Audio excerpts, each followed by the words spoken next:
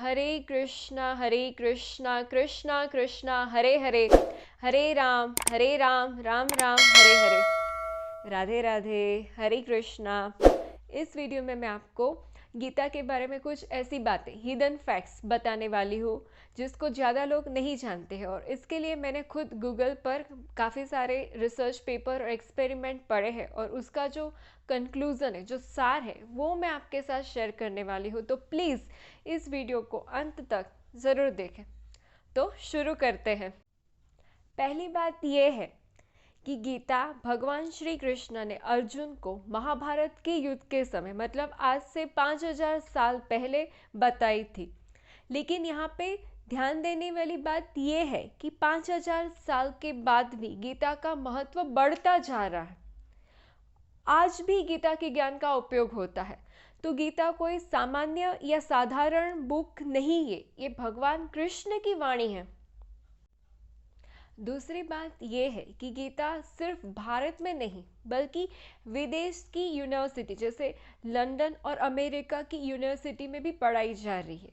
तो इसका मतलब ये है कि दूसरे देश भी भारत की गीता के महत्व को स्वीकार रहे हैं और गीता के ज्ञान को अपना रहे हैं। तीसरी बात यह है कि एक रिसर्च में उन्होंने गीता के श्लोकों का वैज्ञानिक प्रमाण, मतलब साइंटिफिकली प्रूफ दिया है। तो इसीलिए गीता में कुछ भी ऐसे नहीं बोला गया है। और ये रिसर्च काफ़ी बड़ा है। अगर आपको ये रिसर्च पेपर पढ़ना है तो इसका वेबसाइट का लिंक है, वो मैं डिस्क्रिप्शन में शेयर कर दूंगी। तो चौथी बात में मैं आपके साथ जो स्टूडेंट पर एक्सपेरिमेंट हुआ है वो बताने जा रही हूँ। अंडर ग्रेजुएट स्टूडेंट पे उन्होंने एक्सपेरिमेंट कंडक्ट किया था जिसमें भगवद गीता के कोर्स को पढ़ने से पहले स्टूडेंट कितना पॉजिटिव है, स्ट्रेस को कैसे डील करते हैं, अपने प्रॉब्लम्स को कैसे सॉल्व करते हैं, कितने उदास है, ये सब चीज़ें उन्होंने नोटिस की थी।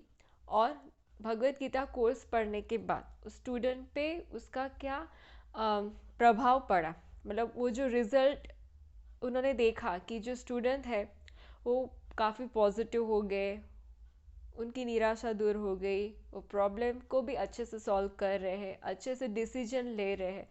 तो ऐसे ये एक्सपेरिमेंट काफ़ी सक्सेसफुल रहा। तो अभी लास्ट में जो फिफ्थ पॉइंट है वहाँ पे मैं आप लोगों के साथ जो महान लोग थे, ग्रेट पर्सनालिटीज़, उन्होंने गीता पढ़ी थी और गीता का उनके जीवन पर क्या प्रभाव रहा था वो शेयर करने जा रही हूँ। तो सबसे पहले है हमारे भारत के राष्ट्रपिता महात्मा गांधी। गांधी जी अपने गीता के अनुभव के बारे में बताते हैं कि जब मेरे मन में शंकाएं आती थी, जीवन में समस्याएं आती थी, मैं निराश हो जाता था, उस समय मैं गीता के श्लोक को पढ़ता था, उससे मुझे सांत्वना मिलती थी और मुश्किलों के बीच भी मैं मुस्कुरा सकता था। और जो लोग भी गीता को पढ़ते हैं उनको आनंद मिलेगा। सेकंड नंबर पर है हमारे भारत के भूतपूर्व राष्ट्रपति डॉक्टर अब्दुल कलाम। वो मुस्लिम होने के बावजूद भी गीता पढ़ते थे और गीता के श्लोकों का उच्चारण भी करते थे। फिर तीसरे नंबर पर है हमारे भारत के प्रधानमंत्री नरेंद्र मोदी जी, जो बताते हैं कि भारत पूरे विश्व को सबसे अच्छी गिफ्ट दे सकता है और वो है भगवद गीता। फिर चौथे नंबर पर है सुनीता विलियम्स, जो अमेरिका की अंतरिक्ष यात्री थी और उन्होंने अपने अंतरिक्ष के सफ़र में भगवद गीता को भी अपने साथ रखा था। और वो उन्होंने बताया कि ये सब आध्यात्मिक बातें हैं जो आपको आपके बारे में, आपके जीवन के बारे में और आपकी आसपास के दुनिया के बारे में आपको ज्ञान देती है। इसीलिए मुझे अपने साथ रखना उचित लगा। फिफ्थ नंबर पर है अल्बर्ट आइंस्टाइन, जो गीता से काफ़ी प्रभावित थे। उन्होंने बताया कि जब मैं गीता को पढ़ता हूँ और उसका चिंतन करता हूँ तब मुझे लगता है कि भगवान ने कैसे इस सृष्टि का सृजन किया और बाकी सब चीज़ें बेकार लगती है।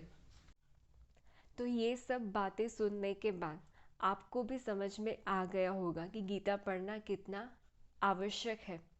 तो मैं आशा करती हूँ कि इस गीता जयंती से आप भी गीता पढ़ना शुरू करोगे। Thank you for watching. Hare Krishna.